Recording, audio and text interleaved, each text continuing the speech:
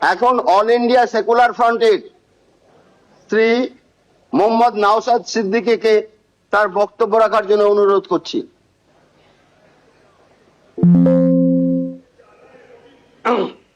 ধন্যবাদ speaker sir. আপনাকে all India secular front পার্টির পক্ষ থেকে স্বাগত জানাচ্ছি স্পিকার নির্বাচিত হওয়ার জন্য।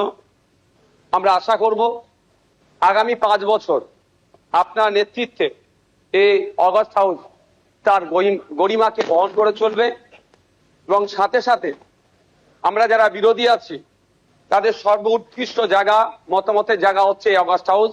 আমরা আমাদের মতামত নির্দ্বিধায় নির্বিঘ্নে এখানে রাখতে পারবো এবং যারা শাসক দলে আছে আমাদের মতামতের ভিত্তিতে গঠনমূলক অবশ্যই যেগুলো হবে সেগুলোকে গ্রহণ করবে। স্পিকার স্যার, আপনার অনুমতি নিয়ে দু একটা কথা বলবো, যদি এই প্রসঙ্গ নয়। সত্যি আমি আজকে বসে খুব ফিল করছিলাম, হাসছিলাম মনে মনে। আজকে তাপস রায় বাবু যে কথাগুলো বলছেন খুব একটা ফেলে দিওয়ার নয়। আমি আমি আমি আমি বলবো, আমি 2021 সালে নির্বাচন হওয়ার পরে 6টা মাস এমন দিন পার করেছি, আমার মনে হচ্ছিল যে আমি ইস্তফা দিয়ে দিই, অন্তত আমার ছেলেগুলোর উপর অত্যাচার যদি বন্ধ হয়। এই সময় ফিল করেছি, পার করেছি। পোস্টপোল ভায়োলেন্সে 2021 সালে, আমি এতে কিন্তু বিজেপিকে দৌড়ার সার্টিফিকেট দিচ্ছি না, কিন্তু 2021 সালে যে সমস্যার সম্মুখীন আমরা হয়েছিলাম, আমাদের কর্মী খুন হয়েছিল, একাধিক বাড়িঘর লুটপাট হয়েছে, ভাঙচুর হয়েছিল, সেই অর্থে। তবে হ্যাঁ, একটা জিনিস, এই 2026-এ দাঁড়িয়ে কিন্তু বেশ কিছু ধর্মের স্থান আক্রান্ত হয়েছে। মাননীয় মুখ্যমন্ত্রী মহাশয়কে এবং বিজেপি যারা আছে তাদেরকে বলবো সেইগুলো আপনারা লক্ষ্য রাখবেন, সেগুলো লক্ষ্য রাখবেন।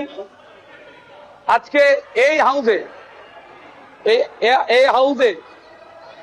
হাউসে যে কথা চালাচালি হচ্ছে, আমি বসে বসে ফিল করছিলাম সময় গিয়েছে আমাদের বক্তব্য, বিরোধীদের বক্তব্য শাসকের পছন্দ হয়নি, চিৎকার করে বন্ধ করে দেওয়া হয়েছে। এই হাউসেও কিন্তু 21 থেকে 26 আমরা দেখেছি। আমরা আশা করব ওই দিনটা আসবে না। আমরা বিরোধী যারা আছি গঠনমূলক প্রস্তাব রাখবো, শাসক দল যারা আছেন তারা গ্রহণ করবেন। মাননীয় মুখ্যমন্ত্রী মহাশয় একটা কথা বললেন, খুবই ভালো লাগলো। আমরা যারা একাধিকবার বিভিন্ন দপ্তরে লেটার করেছি, ন্যূনতম রেকগনাইজ আমাদের লেটারকে করা হয়নি, ইনক্লুডিং চিফ মিনিস্টারের কাছে।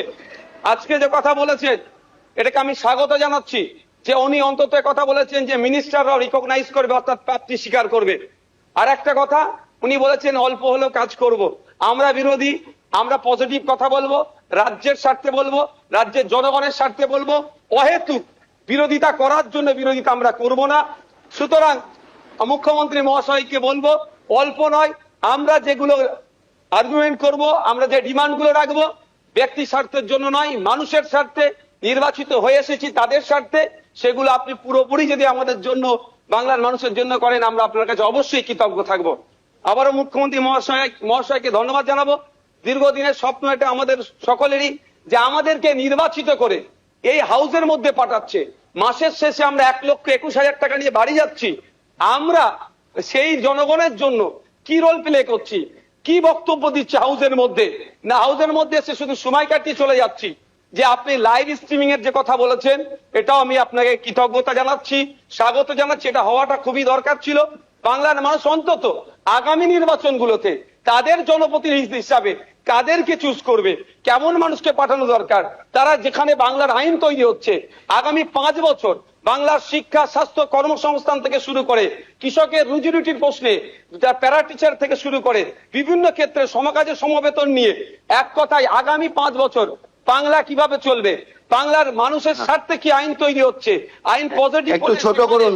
বিরোধী স্যার, শেষ করবো। বিরোধী হলেও স্যার একটা দিন সুযোগ পাচ্ছি বলার, এরপর তো টাইম মেনটেন করে দেবেন।